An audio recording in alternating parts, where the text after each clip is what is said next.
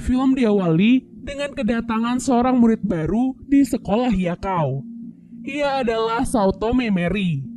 Ia mendapatkan beasiswa karena kepintarannya untuk bisa bersekolah di sekolah tersebut. Di hari pertamanya, Saotome langsung dihadapkan dengan kenyataan bahwa sekolah yang ia idamkan itu ternyata tidak sesuai dengan ekspektasinya, di mana kepintaran akademik sama sekali tidak berguna di sana. Saat memasuki ruangan kelas, Saotome disambut oleh seorang murid bernama Kokoro.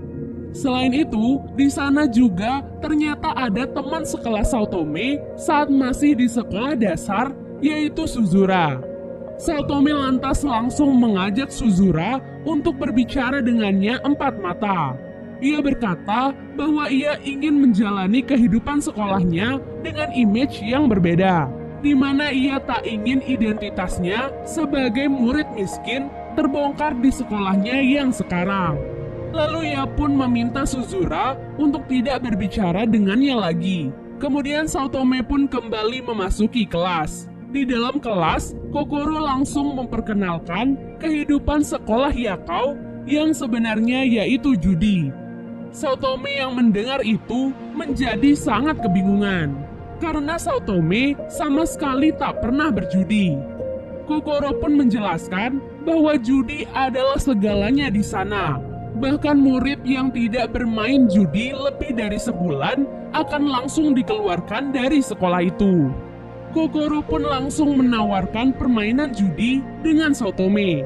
Judi kali ini akan dianggap sebagai latihan untuk Saotome yang sama sekali tak pernah berjudi. Saotome yang polos pun langsung menyetujui tawaran Kokoro. Permainan yang akan mereka mainkan adalah kartu poker, di mana masing-masing pemain akan mendapatkan 5 kartu. Dan pemain yang kartunya habis akan menjadi pemenangnya. Namun uniknya, kartu Joker yang merupakan kartu terkuat hanya bisa dikalahkan oleh angka 3. Untuk permainan pertama, Kokoro mengajukan taruhan sebesar 10.000 yen. Pada awalnya, Saotome sempat ragu, karena ia tak punya uang sebanyak itu. Namun karena gengsi, Saotome pun akhirnya menyetujui hal tersebut. Dan permainan pun akhirnya dimulai. Karena masih pemula, pada ronde pertama, Saotome langsung dikalahkan oleh Kokoro. Saotome pun sadar dan memilih untuk berhenti. Namun ia kembali terpancing untuk bermain karena hasutan dari Kokoro. Saotome pun menjadi ketagihan untuk bermain judi. Bahkan ia sampai berhutang sebesar ratusan ribu yen kepada Kokoro. Tak diduga, Kokoro ternyata melakukan kecurangan pada permainan kali ini, di mana ia dan seluruh murid lainnya menggunakan lensa mata khusus yang bisa melihat angka pada kartu dari belakang. Itulah mengapa dari awal permainan ia sebenarnya mengetahui semua kartu yang dimiliki oleh Saotome. Oleh sebab itu, bahkan setelah beberapa ronde, Saotome tak kunjung menang. Kokoro pun menunjukkan sisi dirinya yang sebenarnya, di mana ia menagih semua hutang Saotome, dan jika ia tak bisa membayar, maka Saotome akan menjadi peliharaannya. Seperti yang kita tahu, sebutan peliharaan di sekolah Hyakao adalah Pochi untuk laki-laki dan Maiki untuk perempuan. Kokoro mengungkapkan bahwa Suzura adalah salah satu Maiki di kelas mereka. Kokoro pun mengungkapkan bahwa Suzura adalah salah satu Maiki di kelas mereka, di mana para murid bebas melakukan apapun kepada Suzura. Saotome yang marah lantas mengacak-ngacak kartu di atas meja dan pergi dari ruangan itu. Saotome kemudian berlari ke dalam toilet. Ia pun disusul oleh Suzura. Suzura pun meminta maaf kepada Saotome karena tidak memberitahunya terlebih dahulu tentang peraturan di sekolah. Kemudian Suzura memberikan sejumlah uang kepada Saotome untuk melunasi semua hutangnya kepada Kokoro. Saotome sempat kebingungan, kenapa Suzura tidak melunasi semua hutangnya saja dengan uang tersebut. Namun Suzura menjawab, bagaimanapun caranya, ia pasti akan kembali menjadi peliharaan karena ia tidak mahir bermain judi. Itulah mengapa ia memutuskan untuk tidak membayar hutang dan tetap menjadi Maiki. Kemudian Saotome pun meminta sejumlah uang tambahan yang akan ia gunakan untuk membalaskan dendamnya kepada Kokoro. Saotome dan Suzura pun kembali memasuki ruangan judi. Tanpa basa-basi, Saotome langsung menantang Kokoro. Kokoro pun dengan senang hati meladeni Saotome. Taruhannya kali ini, jika Saotome kalah, maka Kokoro akan memotong rambutnya. Saotome pun langsung menyetujui tawaran tersebut.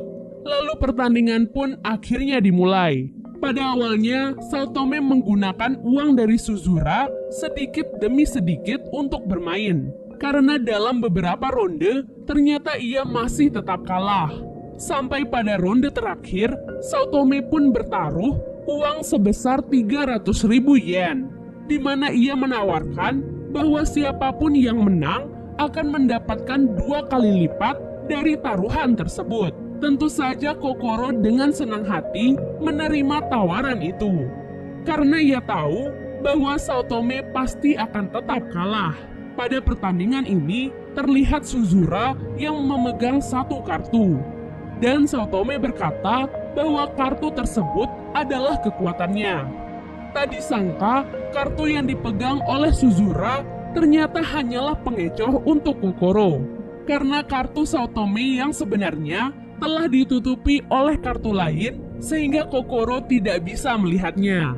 Dengan begitu, ronde terakhir pun dimenangkan oleh Saotome dengan kemenangan 2 kali lipat. Setelah itu, Saotome pun membagi uang yang ia dapatkan dengan Suzura. Sejak saat itu, keduanya pun mulai berteman. Scene lalu beralih memperlihatkan para anggota OSIS di ruangannya. Ada beberapa anggota OSIS yang berbeda dari film sebelumnya. Mengingat film ini memang menceritakan kehidupan sekolah 1 tahun sebelum kedatangan Yumeko. 3 karakter baru di anggota OSIS adalah Juraku, ketua komite disiplin, Mibuomi Aoi, yaitu bendahara OSIS, dan Sakura, ketua komite kecantikan. Seperti yang kita ketahui bahwa semua anggota OSIS adalah mereka yang sangat mahir dalam berjudi. Kembali kepada Saotome yang berada di dalam kelas. Semenjak kemenangannya melawan Kokoro, Saotome malah ditakuti oleh teman-teman sekelasnya. Hal itu pun membuat Saotome sedikit kesal, karena di sekolah barunya ia ingin memiliki banyak teman. Saotome dan Suzura pun membuat sebuah rencana, di mana mereka akan mencari ruangan yang bisa mereka gunakan untuk ruangan perjudian.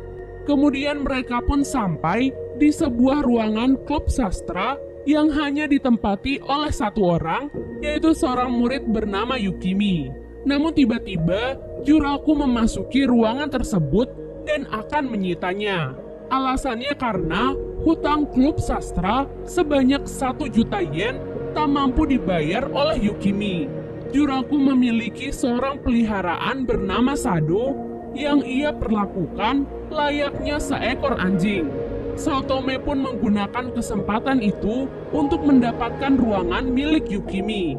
Kemudian Juraku pun memutuskan untuk menyelesaikan semuanya dengan berjudi, di mana siapapun yang memenangkan permainan akan mendapatkan ruangan tersebut. Perjudian kali ini yang akan mereka mainkan adalah 3 hit dice, di mana kedua pemain harus menebak 3 angka yang akan muncul dari dadu. Angka 1, 2, dan 3 disebut down, dan 4, 5, 6 disebut up. So, kedua pemain hanya perlu menulis 3 tebakan angka yang akan muncul apakah up atau down. Sado di sini ditugaskan untuk menjadi dealer dalam perjudian kali ini. Pada ronde pertama, Saotome ternyata kalah dan berhutang 1 juta yen. Namun Saotome tak menyerah. Ia meminta ronde lainnya untuk permainan kali ini. Namun taruhan kali ini bukanlah uang, melainkan jika Sao Tome kalah, maka ia akan menjadi peliharaan dari Juraku. Namun Sao Tome tidak menyerah, ia pun menyetujui tawaran tersebut. Sebelum permainan, Sao Tome meminta izin ke toilet untuk berpikir sejenak. Setelah berpikir cukup lama, Sao Tome pun mendapatkan ide untuk memenangkan pertandingan kali ini. Tak lama kemudian, ronde kedua pun akhirnya dimulai. Disinilah terungkap bahwa Sado ternyata telah melakukan kecurangan, di mana pada ronde sebelumnya, ia telah menukar tebakan Yukimi agar ia bisa menang. Begitupun pada ronde kali ini, Sado akan kembali membuat Yukimi menang. Namun di tengah permainan, Sao Tome tiba-tiba berteriak kegirangan. Sao Tome pun berkata bahwa ia telah menang. Sado tampak kebingungan dengan hal tersebut, karena dari yang ia lihat, tebakan Sao Tome adalah salah. Suzura pun mendekati Sado dan menyiramnya dengan air. Tak diduga, hal tersebut membuat kartu tebakan Sao Tome menjadi berubah, di mana pada awalnya tertulis bahwa Sao Tome menebak semua angka yang keluar adalah up. Namun itu hanyalah ilusi yang ia buat dengan menggunakan penghapus kutek, di mana tebakan yang sebenarnya ia tulis adalah down, down, dan up. Ronde pun dimenangkan oleh Sao Tome. Sao Tome akhirnya mendapatkan hak penuh untuk ruangan tersebut.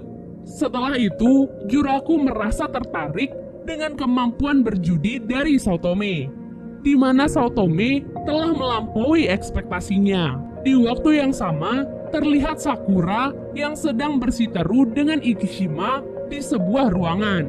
Ikishima pun menantang Sakura untuk berjudi dengannya. Dengan kemampuan berjudinya yang luar biasa, Sakura pun bisa dengan mudah memenangkan perjudian tersebut. Kemudian kembali kepada Sao Tome dan Suzura yang saat ini menguasai ruangan sastra. Kemudian Yukimi pun bergabung dengan mereka. Kini Sao Tome harus memikirkan cara untuk bisa mendapatkan uang dan menebus semua hutang dari klub sastra. Kemudian Sao Tome pun membuat sebuah permainan judi. Dengan kejeniusannya, ia mampu membuat permainan yang cukup sulit untuk dimenangkan. Perjudian itu kemudian ia namakan dengan nama Dadu Ajaib, dan ruangan itu resmi dibuka untuk permainan judi yang diciptakan oleh Sao Tome. Namun sayang, tak satu pun murid yang berjudi di sana. Yukimi pun memberikan saran agar klub mereka memiliki ciri khas. Ide tersebut adalah di mana mereka bertiga akan menggunakan pakaian seperti pelayan untuk menarik para siswa agar mau bermain judi di tempat mereka. Dan benar saja, rencana itu pun berhasil. Di hari pertamanya, klub mereka pun mendapatkan uang yang cukup banyak. Sampai suatu hari, salah seorang anggota OSIS, yaitu Aoi, datang ke tempat perjudian mereka. Ia datang dan tertarik untuk bermain di sana. Melihat Aoi yang datang, Yukimi dan Suzura pun menjadi kebingungan. Karena saat itu, hanya mereka berdua yang ada di sana. Akhirnya Suzura pun menerima tantangan dari Aoi. Permainan pun akhirnya dimulai. Pada ronde awal, Aoi bertaruh sebesar 1 juta yen. Kemudian Sao Tome pun datang ke tempat tersebut. Namun sayang, yang bermain tetaplah Suzura. Beruntung pada ronde 1 dan 2, Suzura berhasil memenangkan pertandingan. Namun ternyata, pada ronde ketiga, permainan itu malah dimenangkan oleh Aoi. Aoi pun menjelaskan bahwa ia sebenarnya sudah menyadari cara kerja dari perjudian itu dari ronde pertama, di mana jika permainan itu dimainkan 3 kali atau lebih, maka rasio kemenangannya akan menjadi seimbang. Sao Tome yang mendengar perkataan Aoi lantas menghentikan permainan tersebut. Karena sekarang cara kerja dari permainannya telah terbongkar. Sao Tome pun tak ingin hutang dari klubnya menjadi lebih bertambah. Sebelum pergi, Aoi menawarkan kepada Sao Tome untuk berjudi dengan pria pilihannya. Dan jika Sao Tome berhasil mengalahkannya, maka ia bisa membayar semua hutang dari klubnya. Sao Tome pun menerima tawaran tersebut, karena ia juga tak tahu lagi cara untuk melunasi semua hutangnya. Sampai sini dulu ya. Kalau kalian mau film ini Mimin lanjutin, so jangan lupa untuk komen sebanyak-banyaknya ya guys.